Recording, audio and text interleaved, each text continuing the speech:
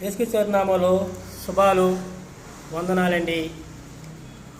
Marks సువార్త 11వ అధ్యాయము 12వ వచనం 12 నుంచి 14 వరకు కూడా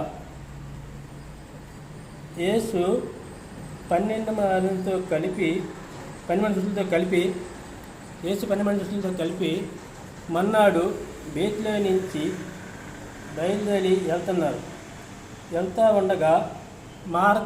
వెళ్తా ఉండగాన ఒక ఆకలి కలిగి దూరం నుంచి ఆకలిగా అందే చెట్టుని చూశారు. ఏమైనా దొరికినేమో అని వస్తే అక్కడ ఏమి దాకులు తప్ప ఏమీ కూడా లేవు. అది పళ్ళకాలం టైం కాదు. పలకడం కాకపోయినా దేవుడు నీ పళ్ళు ఎవరో తినను కాక అని చెట్టుని చెప్పించాడు. చెప్పించాడు. పళ్ళకాలం టైం కాదు అది. అదే అందుట్లోనే మళ్ళా పక్కన అధ్యాయంలోనే 20 నుంచి 21 వరకు కూడా ఆయన యెరూషలేము నుంచి మళ్ళీ తిరిగి రాత్రి శిష్యులతో కూడా మార్గంలో పడి వస్తూ ఉండగాన పేతురు గారు దాన్ని జ్ఞాపం చేసుకున్నారు.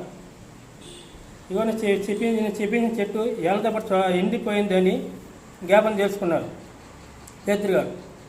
అంటే అది పళ్ళకాల టైం కాదు.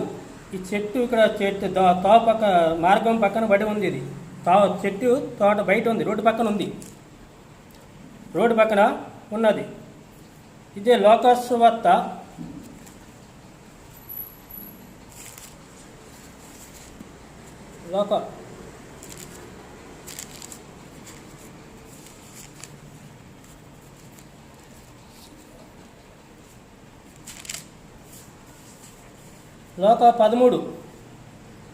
13 నుంచి 9 వరకు కూడా ఆయన దాసవాళ్ళ తోటలో అంజూరు చెట్టు నాటారు.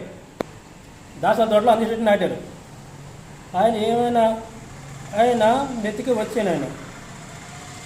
నెత్తికి వస్తే ఏమీ దొరకలేదు ఆయనకి. ఆయన చెప్తే 3 ఏళ్ళ నేను చూస్తున్నాను, ఏమీ కూడా లేదు, నరికివేమని తోటమాలికి చెప్పారు. తోటమాలి అన్నాడు, అయ్యా ఈ సంవత్సరం ఉన్నాయి, దీన్ని తవ్వి వెరివేద్దాం, ఫలించకపోయినా నేను నరికి వేద్దాం అని తోటమాలి చెప్పున్నారు. అంటే దానికి తేడా ఏంటంటే అక్కడేమో చెట్టు త్వరగా ఎండిపోయింది అక్కడ. ఎందుకు ఇక్కడేమో ఒక